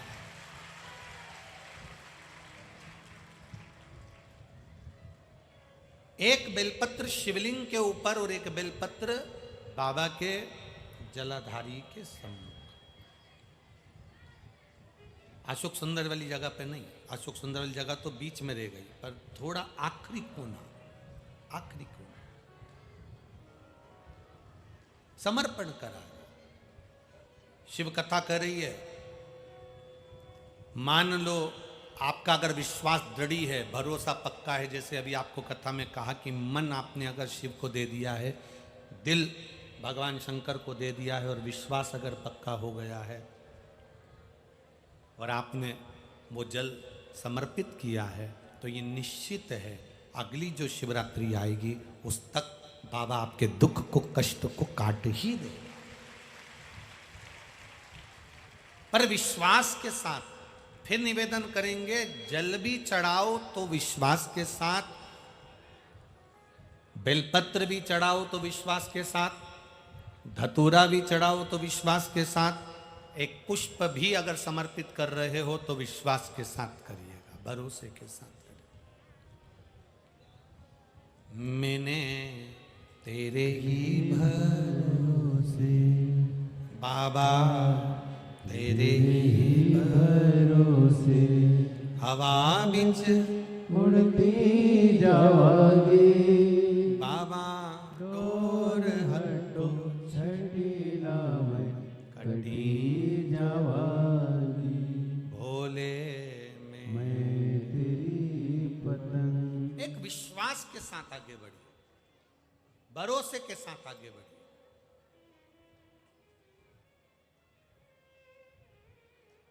कल एक पत्र में, वो यहां बैठी होंगी जिनने पत्र लिखा था, एलईडी चालू करिए, एलईडियां बंद हैं। कल पत्र में एक पत्र था किसी का कि गुरुजी एक तो संतान नहीं हो रही थी, जिसने लिखा था पत्र, अगर वो बैठे हो, हमें पीछे जो पत्र कल दिए थे उसमें हमें ढूंढना पड़ेगा नाम वगैरह, अगर जो बैठे होंगे तो उनके स्मरण में होगा। वैसे तो संतान नहीं हो रही थी और बड़ी मुश्किल से बाबा ने संतान दी, बड़ी मुश्किल से संतान, और संतान दी तो 5.5 या 6 महीना उसमें लिखा था, 5 या 6 महीना, 5-6 महीने में वो संतान जो दी, वो 5, 5.5, 6 महीने में ही वो संतान, बहुत तकलीफ हुई और वो संतान ने जन्म ले लिया। कितने महीने में? जिसने लिखा होगा पत्र, अगर उनके स्मरण में हो तो खड़ी हो जाए, नहीं तो मैं, सुनील कल वो पत्र दिए ना, उसमें एक पत्र में उस बच्ची का फोटो भी है, बच्चे का जो संतान 6 महीने 5 महीने में हुई, कल के जो पत्र हैं उसी में फोटो भी होगा और उस लड़की का बच्चे का फोटो भी लगा है और उसका नाम वगैरह भी लिखा है। 5, 5.5 महीने में संतान ने जन्म ले लिया। अब जरा समझिएगा, शिव पुराण के संवाद का स्मरण करिएगा। बड़ी मुश्किल से तो औलाद हुई,